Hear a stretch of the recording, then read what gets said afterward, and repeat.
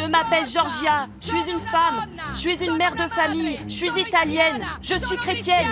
Il est évident qu'il y a un héritage historique direct avec le mouvement social italien, fondé par des nostalgiques de Mussolini, dans le but de faire perdurer les idées du Duce et les idées du fascisme. Giorgia Meloni continue de refuser de célébrer le 25 avril qui célèbre la fête de la libération, c'est-à-dire la libération de l'Italie de l'occupation nazie et du régime fasciste. Cette hégémonie néolibérale est tellement forte qu'elle fait obstacle à l'élaboration de stratégies alternatives, aussi bien à gauche qu'à droite.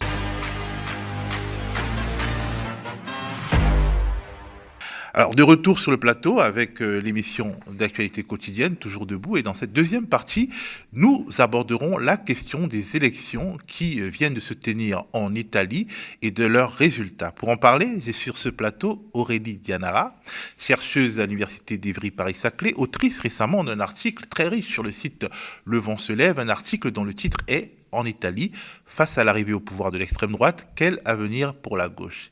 Et en visio, nous serons avec notre ami Stefano Palombarini, enseignant-chercheur en économie politique à l'Université de Paris 8. Avec les deux, j'aborderai les résultats des élections en Italie, la percée du parti fasciste Fratelli d'Italia et la victoire de la coalition des droites dures. Bonjour Aurélie.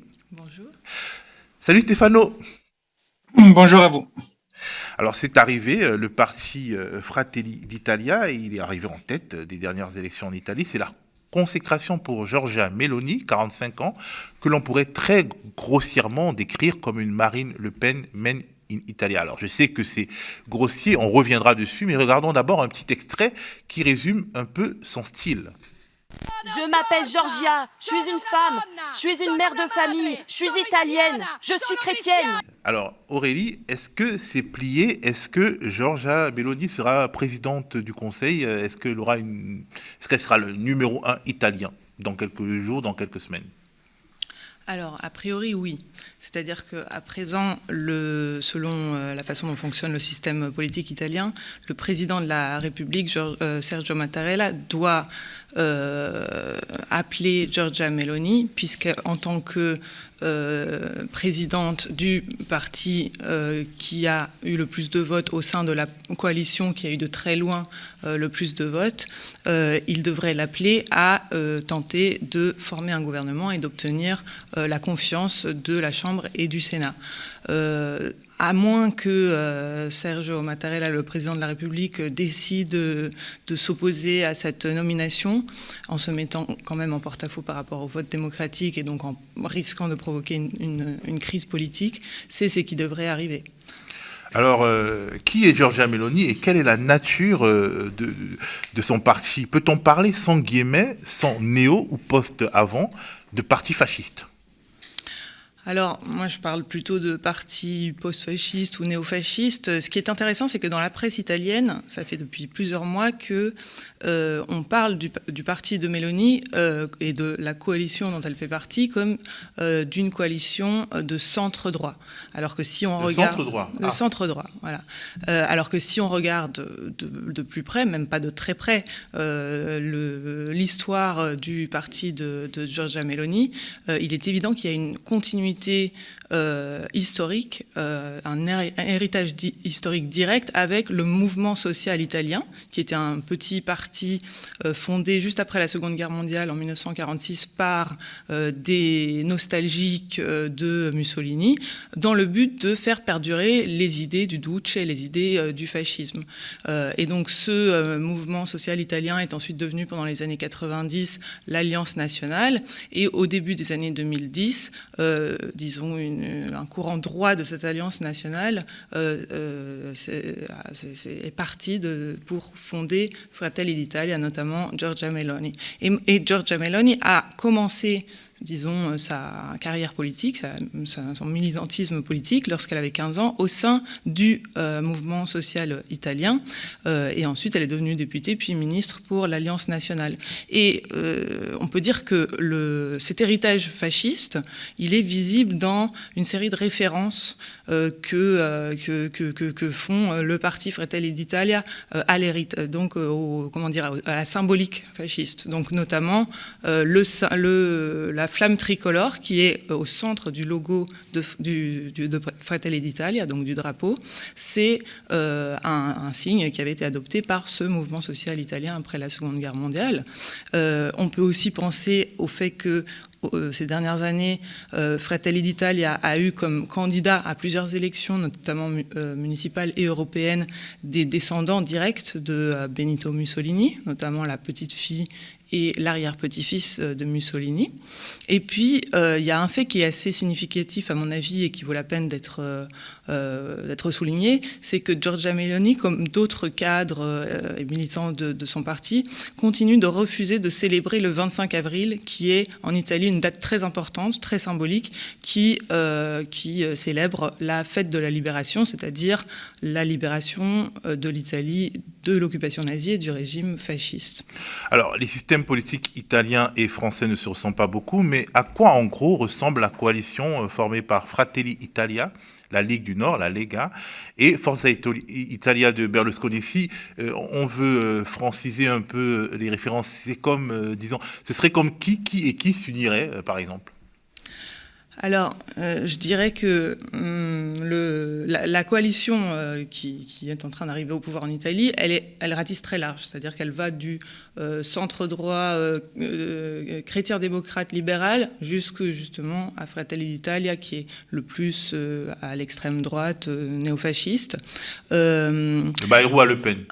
On pourrait dire ça. Il y a Forza Italia au centre, on va dire, qui est le parti de Berlusconi, qu'on pourrait peut-être comparer aux Républicains. Et ensuite, plus à droite, à l'extrême droite, en fait, on a à la fois la Lega de Salvini, qui n'a pas vraiment d'équivalent, disons, en France, puisque c'est un parti qui est né comme la Ligue du Nord, c'était un parti régionaliste, autonomiste, contre, l'organisation du gouvernement central et sur, disons, des thèmes anti-migrants.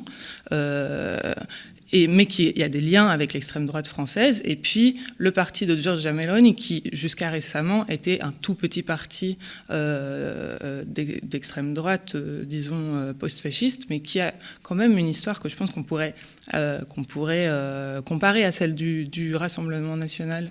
Alors, le parti de Giorgia Meloni n'est pas un parti anti-Europe, c'est un parti plutôt pro-Europe et atlantiste, ce qui est un peu en décalage avec la trajectoire habituelle de l'extrême droite, même si on voit en France, par exemple, que Marine Le Pen, justement, essaye de devenir une sorte de parti moins hostile à l'Europe et aux États-Unis. Oui. Je pense que ça, c'est une stratégie, disons, du parti de Fratelli d'Italia qui, ces dernières années, ces 10 dernières années, mais surtout à l'approche, en fait, de ces élections, pendant la dernière législature et à l'approche des élections, a voulu renouveler son image et se présenter comme un parti crédible, responsable, et se rendre plus acceptable auprès de Bruxelles et des élites politiques et financières, et notamment non seulement en Italie, mais aussi à l'international. Donc, on peut dire que Fratelli d'Italia se présente comme un parti eurosceptique ou eurocritique, par exemple, qui voudrait soutenir l'Union européenne, l'intégration européenne, mais en affirmant davantage les intérêts et la souveraineté nationale italienne. Mais ils n'ont pas des discours, disons, de sortir de l'euro, de la zone euro ou de l'Union européenne, et au contraire, surtout depuis la guerre en Ukraine, ils misent beaucoup plus sur un discours pro-Union européenne et pro-OTAN. Ah oui, on rappellera aussi qu'en France, le Front National de Jean-Marie Le Pen, à la base, il était atlantiste pendant la guerre froide. Alors, Stefano, oui. Alors, merci d'être avec nous aujourd'hui. Si on fait une analyse par bloc, comme tu le fais souvent avec Bruno Amable, ton compère, qu'est-ce qui ressort de ce scrutin en Italie? Bon. Donc, je disais, je m'excuse parce que je vous entends et je vous vois pas. Hein. Donc, excusez-moi si je ne réagis pas très vite, mais je vous vois pas. Donc, une analyse par bloc. Si vous voulez, ce qui s'est passé hier, dans les élections d'hier, c'est quelque chose qui était largement prévu et largement prévisible, c'est-à-dire ce ne sont pas les droites qui ont gagné. Hein. Il y a l'alliance des trois partis de droite que vous connaissez va gouverner, va essayer de gouverner, il a gagné, mais dans ces trois partis, la Ligue a perdu. La Ligue passe de 17 à 8%. Les partis de Berlusconi tient mais recule, il passe de 14 à 8, et c'est Fratelli d'Italia, c'est le parti de Giorgia Meloni qui gagne et qui est très largement dominant au sein de la coalition. Il fait 26%, et des autres ensemble, ils sont à 16 ou 17. Donc sur les 43 total que fait l'Alliance de droite, il y en a 26 pour le parti de Giorgia Meloni, qui est le seul vrai gagnant, hein, donc, si on parle de l'Alliance de droite. Alors pourquoi j'ai dit c'était largement prévisible? Parce que on a revécu quelque chose d'analogue à ce qu'on avait vécu la dernière fois, en 2018, c'est-à-dire on sortait d'une période de gouvernement menée par Draghi, dans lequel tous les partis étaient impliqués, sauf Fratelli d'Italia, sauf le parti de Giorgia Meloni, qui était le seul opposant, et qui gagne exactement comme en 2018, les mouvements 5 étoiles et la Ligue, qui étaient les seuls opposants dans la période précédente qui s'est ouverte avec Monti en 2011, et après avec le gouvernement Renzi et les autres partis, le gouvernement du Parti démocrate, les seuls opposants ont gagné en 2018, et donc les seuls opposants gagnent en 2022, et c'est qu'on peut déduire, hein, mais après c'est compliqué, mais la déduction est simple, c'est que la ligne politique dont on peut discuter, et qui est la même depuis Monti 2011, en passant par le gouvernement, l'État, Renzi, Gentiloni. Après, il y a une parenthèse représentée par les deux gouvernements Conte, une parenthèse de 2 ans à peu près, mais la même ligne, on la retrouve chez Draghi, et ce qu'on constate, hein, c'est que cette ligne est systématiquement défaite électoralement, et que ceux qui s'opposent à cette ligne gagnent aux élections. Bon, tous les problèmes, c'est est-ce qu'ils ont quelque chose d'autre à proposer derrière?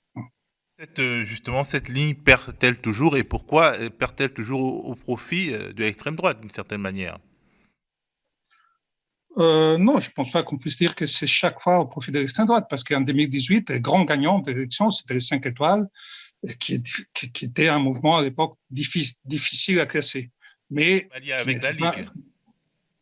Et la Ligue. Mais les partis qui arrivent premiers aux élections de 2018 avec 32%, c'est les mouvements 5 étoiles qui partaient 6 ans avant, n'existaient pas. Hein. Donc, il arrive à être le premier parti en raison de son opposition à la ligne qui correspond à ce que moi j'appelle les blocs bourgeois. Hein. C'est exactement cette ligne-là. C'est-à-dire une ligne qui adopte la réforme néolibérale comme perspective stratégique,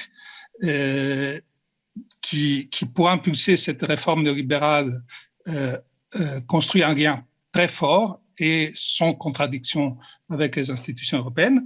Et c'était le cas, bon, on ne va pas revenir à la période de Monti-Renzi, mais c'est le cas de ce qu'on appelle en Italie l'agenda Draghi. Cet agenda Draghi, c'est pas Draghi qui l'a élaboré, donc c'est pas tout à fait l'agenda Draghi. En quoi il consiste? Donc il y a un plan de relance européen, il y a de l'argent qui va arriver en Italie, mais il va arriver par tranche et sous condition qu'une série de réformes qui ont été décidées avec la Commission européenne, qu'une série de réformes soit accomplie. Il y en a 63. C'est une liste de 63 réformes structurelles qui sont d'empreinte néolibérale. Et donc, c'est sur cette ligne-là que Draghi gouvernait. c'est cette ligne-là que l'ensemble des partis, la Ligue, les partis de Berlusconi, les partis démocrates, les mouvements 5 étoiles, etc., tous, sauf les Fratelli d'Italia, ils ont tous appuyé, ils ont tous soutenu Draghi. Et donc, ce qu'on voit, c'est qu'on a, si vous voulez, un parallèle avec la France qui est possible, c'est que il y a une grande difficulté de stabiliser une alliance sociale qui soutienne la transition vers les modèles néolibéraux. Et je pense, bon, après, il y a des spécificités chaque fois. Cette fois, c'est effectivement l'extrême droite qui en profite. Mais il y a quand même une constante qu'on retrouve, c'est qu'il y a une ligne de réforme du capitalisme italien, dans le mot de ceux qui la soutiennent, de modernisation du capitalisme italien, d'intégration plus forte avec l'Union européenne, etc. Et ça comporte des réformes qui suscitent les mécontentements d'une partie importante de la population italienne. Alors, je reviens à Aurélie. Est-ce que finalement, quelque part, cette défaite, donc cette victoire de cette coalition et la défaite, disons, de la centralité du bloc politique italien, est-ce que c'est aussi une défaite de l'Union européenne et de l'européisme en Italie ?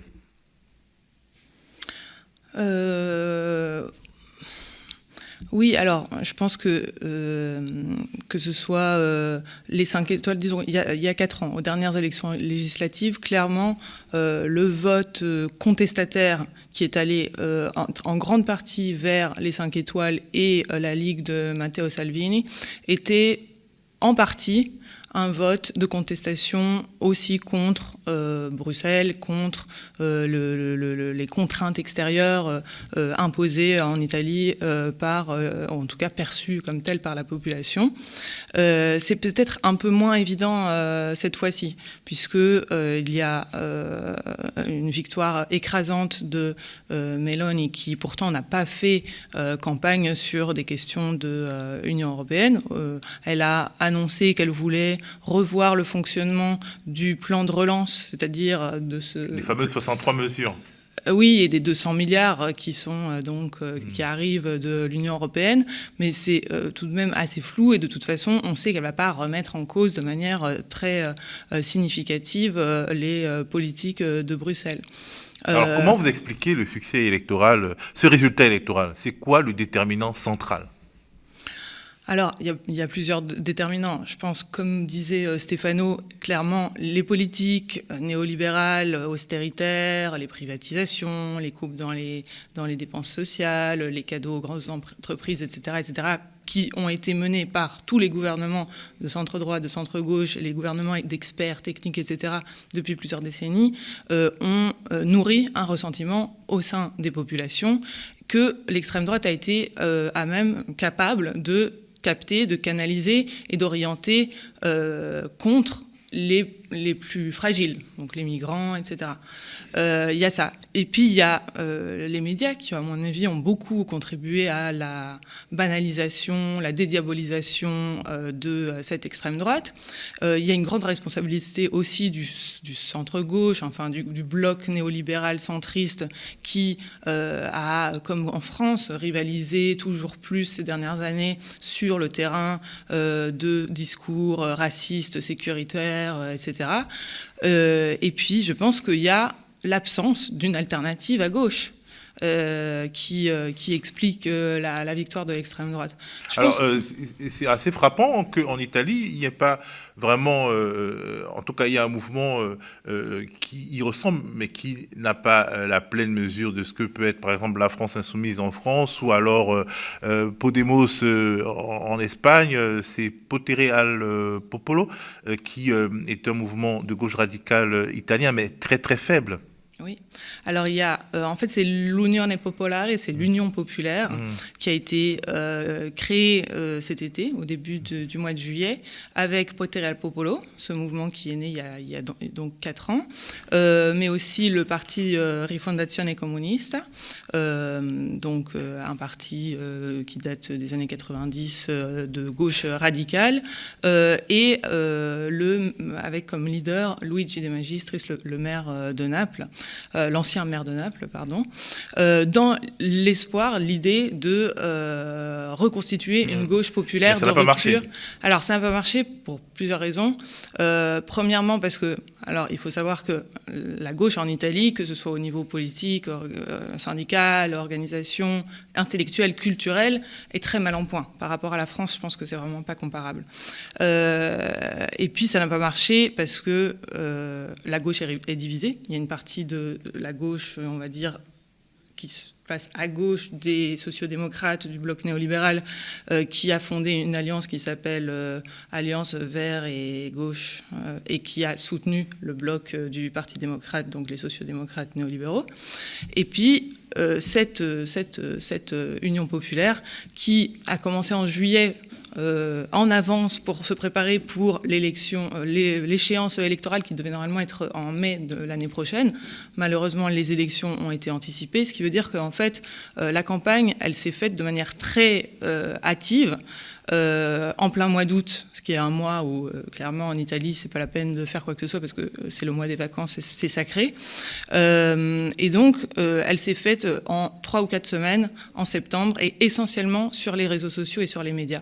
Donc, pour une toute petite organisation qui venait de naître et qui, en fait, aurait eu besoin de travailler sur un ancrage territorial pour arriver finalement, à aller chercher des votes dans l'abstention et au sein des classes populaires, et pour une formation qui n'a pas de ressources économiques et qui a souffert d'une ostracisation de la part des médias et des sondages, évidemment, c'était impossible. C'était de l'ordre de l'impossible même d'arriver aux 3%. Alors Stéphano, ton analyse des blocs que tu nous as souvent fait sur l'Allemagne ou sur la France, on l'entend pas là.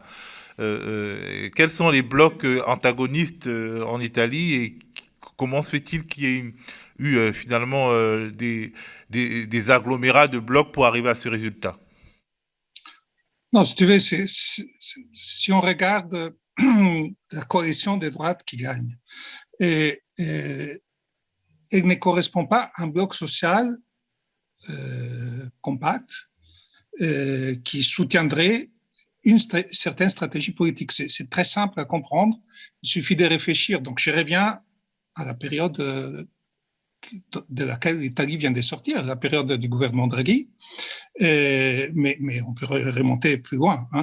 La période des Draghi, c'est donc la période d'un rapport très fort avec les institutions européennes en vue de l'arrivée de ces fonds, des soutiens pour l'Italie, arrivée conditionnée, je le répète, à une longue série de réformes structurelles. Alors, les 3 partis qui composent l'alliance gagnante, les partis de Berlusconi, il était dans les soutiens à Draghi, et c'était avec les partis démocrates les soutiens les plus enthousiastes à Draghi. Les partis de Meloni, il était à l'opposition de ces processus de négociation avec la Commission européenne. Et la Ligue, elle était dedans, mais avec une composante interne à la Ligue qui aurait préféré être à l'opposition. Bon, composante minoritaire, ce qui fait que la Ligue, finalement, avait décidé de rentrer. Quand tu décris ça, ça a l'air très, très complexe et un peu foutoir, mais on ne semble pas en sortir du sens politique. Le sens politique, je résume brutalement, c'est que la droite gagne grâce à Fratelli d'Italia, et elle gagne grâce au fait que Fratelli d'Italia a été à l'opposition de Draghi. Maintenant, ils vont gouverner, et pour le dire brutalement, ils n'auront rien à proposer, parce qu'ils n'ont rien à proposer autre que la continuité avec Draghi. Donc, il y a des fonds qui doivent arriver de l'Union européenne. Pour qu'ils arrivent pour de vrai, il faudra faire des réformes, et la seule chose qu'ils peuvent faire, parce qu'ils n'ont pas une autre idée stratégique, ils n'en ont pas une autre. La seule chose qu'ils vont faire, c'est continuer dans cette direction. Et donc, c'est ça la difficulté de construire des blocs porteurs d'une alternative à la stratégie du bloc bourgeois. Hein, c'est que le contexte d'hégémonie néolibérale en Italie est tellement... Il nous semble qu'on a perdu Stéphano, pendant qu'il nous disait que le contexte était puissant, mais on le retrouve. Tu disais donc, Stéphano, que le contexte d'hégémonie du néolibéralisme en Italie est tellement puissant que rien ne semble pouvoir se créer à côté. Il y a une stratégie néolibérale autour desquels il y a un bloc social agrégé, qui est le bloc bourgeois, et qui est minoritaire. Okay? Mais cette hégémonie néolibérale est tellement forte qu'elle fait obstacle à l'élaboration des stratégies alternatives, aussi bien à gauche qu'à droite. Hein, parce qu'on a beau dire c'est l'extrême droite, et c'est vrai, hein, pour un tas de thèmes, disons, liés aux droits individuels, aux migrants, etc., c'est de l'extrême droite, mais au niveau des politiques économiques et sociales, ils seront dans la continuité avec ce qui a été fait jusqu'ici, pour une raison simple, qu'à l'intérieur du monde néolibéral, qui est le monde dans lequel ils sont, la seule stratégie qu'on arrive à concevoir est fondée sur les principes néolibéraux. C'est-à-dire, par exemple, je fais des exemples pour que me comprennent. Oui, ok. Point numéro 1, il faut que les entreprises soient compétitives. Pour être compétitives, il faut baisser les coûts de production. Donc, il faut baisser la fiscalité sur les entreprises. Alors, s'il y a du pouvoir d'achat, s'il faut soutenir le pouvoir d'achat, c'est surtout pas par la hausse des salaires, c'est par la baisse des cotisations sociales. Si la baisse des cotisations sociales oblige à réduire le périmètre de la protection sociale des services publics, on la réduit, etc., etc. Ils sont dans ce monde-là. Et donc c'est tout ce qu'ils peuvent proposer, c'est une stratégie qui est en continuité avec les politiques auxquelles ils se sont opposés, et c'est cette opposition qui leur a permis de gagner. Hein? Voilà, c'est la contradiction, et c'est là. Alors, est-ce que tout cela est un sombre présage pour la France, selon toi? Parce que tu décris un paysage d'apocalypse politique en Italie, où le néolibéralisme a colonisé la gauche, la droite et même l'extrême droite, et où finalement l'imaginaire politique s'est asséché au point de mourir. Est-ce que c'est un sombre présage pour nous? C'est vrai que ça fait un peu égoïste comme ça, de réfléchir comme ça, mais... Est-ce que nous devons avoir encore plus peur après cette élection? Pas forcément. Et je reviens à ce que vous disiez sur l'Union populaire qui a fait 1,4%, je crois, en Italie. Mélenchon avait été à Rome les soutenir. Ce qu'il faut voir, c'est qu'il n'y a pas d'homme providentiel en politique. Hein. Disons, en France, il y a eu une initiative de Mélenchon à partir du Front de gauche, après la France insoumise, la NUPES, etc., qui a contribué à l'existence d'une gauche de rupture. Mais l'action de Mélenchon, disons, et de ceux qui sont dans cette mouvance-là, s'est fait dans un contexte dans lequel, alors si on remonte un peu en arrière, pour le référendum de Maastricht, il y avait eu un vrai débat. Hein. Les oui avaient gagné, mais les non étaient très hauts. Il y avait eu un vrai débat. Il n'y a pas eu du tout de débat en Italie sur l'adhésion à l'euro et la signature des traités européens, etc. Il y a eu le référendum en 2005 en France, alors avec les non qui gagnent. Il y a une composante du non, il y avait une composante de droite, mais une composante de gauche. Alors qu'en Italie, il n'y a pas eu du tout ça. Les traités constitutionnels avaient été signés avec l'unanimité du Parlement, sans consultation populaire, mais s'il y en avait eu une, oui, aurait gagné à 98% en Italie. En France, il y a eu les grèves de 95 à l'époque des Juppé. Il y a eu les mouvements contre le contrat première embauche et le contrat nouvelle embauche à l'époque de Villepin. Il y a eu les mouvements contre la loi travail à l'époque de Hollande. Il y a eu les gilets jaunes.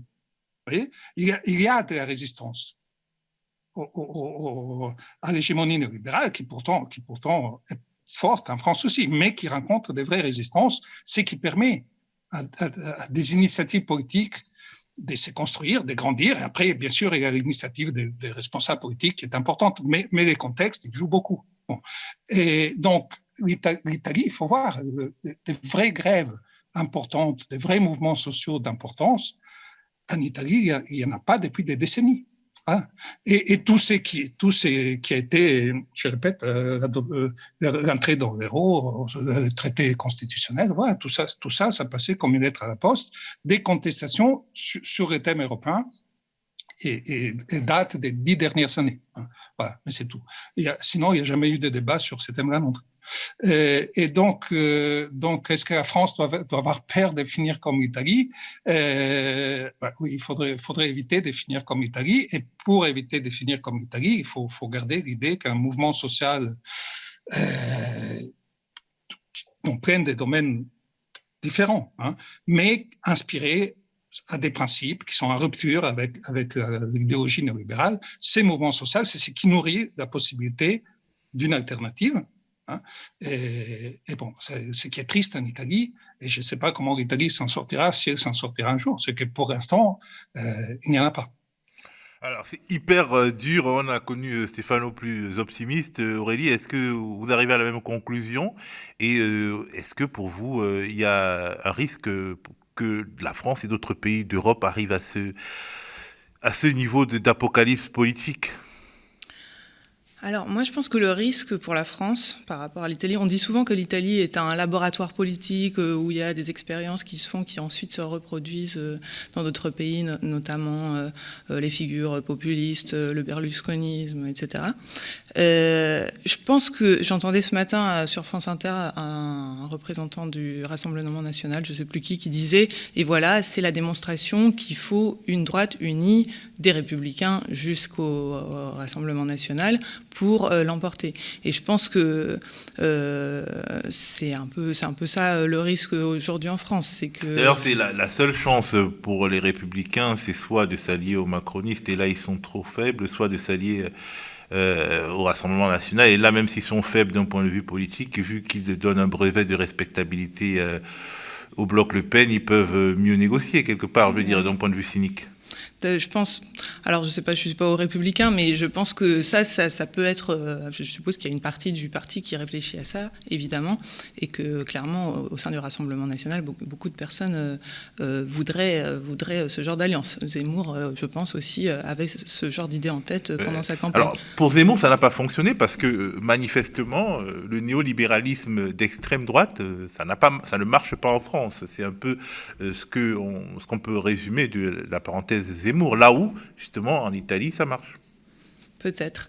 Mais bon, je pense qu'après, chaque contexte est différent. Il faut quand même nuancer un peu, enfin, dire que la coalition qui arrive au pouvoir aujourd'hui en Italie, en soi, elle n'est pas nouvelle. Parce que cette coalition qui ratisse très large, du centre droit jusqu'à l'extrême droite post-fasciste, elle existe depuis les années 90. En fait, c'est Berlusconi qui l'a créée. La différence fondamentale, c'est qu'aujourd'hui, au lieu d'être dominée par disons, Forza Italia, les libéraux conservateurs, elle est dominée par l'extrême droite. Je pense que la vraie question aujourd'hui, c'est la différence avec la France, c'est qu'en Italie, il n'y a pas de bloc populaire ou de forces de gauche radicale, populaire, de rupture, comme elle s'est formée maintenant en France, en tout cas à la faveur de l'élection présidentielle autour de la candidature de Mélenchon, puis des élections législatives. Et toute la question, à mon avis, qui va se poser au cours des 5 prochaines années en Italie, c'est plutôt de voir si l'Italie va être capable de former, comme en France ou comme dans d'autres pays, une alternative qui soit véritablement à gauche pour arriver à récupérer des votes de l'abstention, du vote populaire, etc. Merci beaucoup Aurélie, merci Stefano, merci à vous qui avez regardé cette édition de Toujours Debout. On rappelle que cette émission et ce média ne vivent que du soutien de celles et ceux qui l'aiment et veulent financer une information affranchie des diktats des gouvernements et des oligarques. On vous rappelle aussi que depuis une semaine, nous avons lancé une antenne 24 heures sur 24 et 7 jours sur 7. Cette antenne est une sorte de maquette, de préfiguration de ce qui est notre projet, être référencé pour passer à la télé, sur les plateformes de télé en ligne, sur les box et pourquoi pas sur la TNT. C'est un projet politique, concurrencé là où ils sont, les médias des milliardaires. Si 1%, on l'a dit au début de l'émission, si 1% des 777 000 abonnés de YouTube de ce média deviennent des abonnés payants à partir de 5 € par mois, cette utopie deviendra une réalité. Abonnez-vous, faites notre promo. Pour s'abonner, c'est lemediatv.fr/soutenir. N'hésitez plus, entrez dans la barque de la première coopérative médiatique de France et regardez notre antenne en continu. Restez connectés aux médias.